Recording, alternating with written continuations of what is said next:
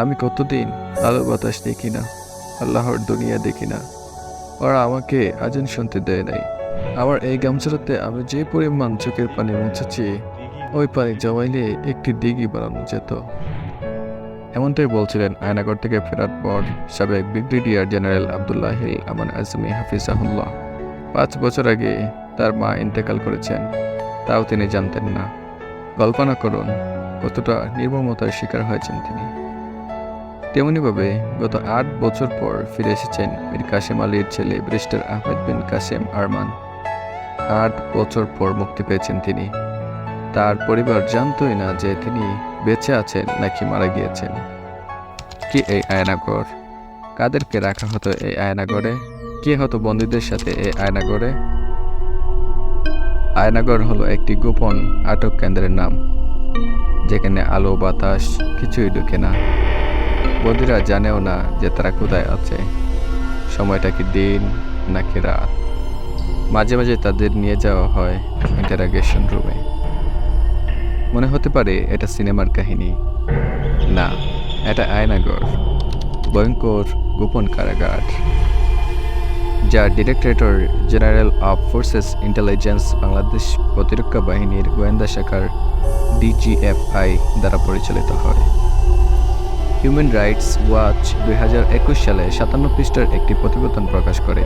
প্রতিবেদন অনুযায়ী 2009 সাল থেকে 2021 সাল পর্যন্ত খুনি হাসিনার নেতৃত্বে আওয়ামী লীগের বিরুদ্ধে যারা মতবাদ দিয়েছেন বা কথা তুলেছেন, তাদের মধ্যে প্রায় 606 জন গুমের শিকার হয়েছেন।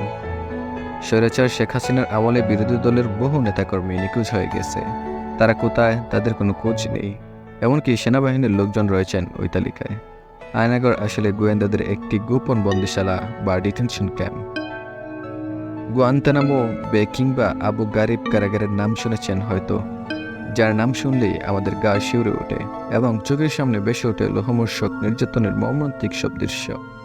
অথচ আজ আমরা যে আয়নাঘরের ভয়ঙ্করতার খবর জানতেছি, তা যেন গুয়ান্তানামো বে আবু গারিব কারাগারকেও হার মানায়, যেখানে মানুষকে নির্যাতিত করা হতো অন্ধকারের মধ্যে কারাবদ্ধ করে। মানুষের ব্রেনকে নষ্ট করে দেওয়া হতো। একজন মানুষ যাতে সচল না থাকতে পারে, তার যতগুলো অ্যাবিলিটি ক্ষমতা আছে সবকিছু নষ্ট করে দেওয়া হতো। এই আয়নাঘরে অত্যাচার, জুলুম, নির্যাতন করা হতো। যারাই হকের পক্ষে ছিল, যারাই সঠিক কথা বলতো, তাদের গুম করে ফেলা হতো এই আয়নাঘরে। বন্দি করে রেখে নির্মমভাবে নির্যাতন চালাতো তারা। পরিবার স্বজন জানতই না ছেলেটি বেঁচে আছে নাকি মারা গিয়েছে। এবং আওয়ামী সন্ত্রাস বাহিনীর আয়নাঘর হয়ে উঠেছিল জঙ্গি নাটক বানানোর বিশাল মঞ্চ। প্রশাসনের যখনই কোনো কথিত জঙ্গির প্রয়োজন হতো, তখন নিরীহ কোনো মানুষকে ধরে এনে তারা আয়নাঘরে রাখত আর নির্যাতন করে মিডিয়ার সামনে জঙ্গি হিসেবে পেশ করত। এদের এই ঘৃণ্য চক্রান্তের সবচেয়ে বেশি শিকার হয়েছে ধার্মিক মানুষেরা। এর মাধ্যমে কত মানুষের স্বপ্নে যে ধূলিসাৎ হয়েছে, কত তরুণের কেরিয়ার ধ্বংস হয়েছে, কত যুবকের তরচে প্রাণ যে নষ্ট হয়েছে, গুম হওয়া স্বজনদের প্রতীক্ষায় যে কত পরিবার একটু একটু করে শেষ হয়ে গিয়েছে, তার কোনো হিসাব নেই। আওয়ামী শাসনামলে বিভিন্ন সময় অসংখ্য মানুষকে গুম করে রাখা হয়েছিল এই আয়নাঘরে।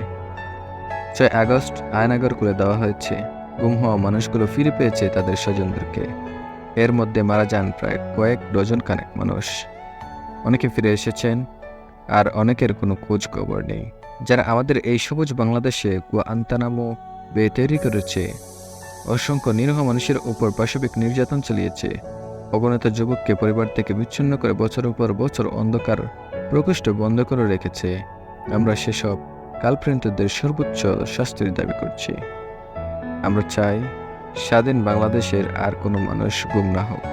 প্রতিটি অন্যায়কারী বিচারের মুখোমুখি হোক, উপযুক্ত সাজা পাক, ভুল ভাঙুক ও প্রহসন বন্ধ হোক আলেম সমাজ ও ধার্মিক মানুষের প্রতি।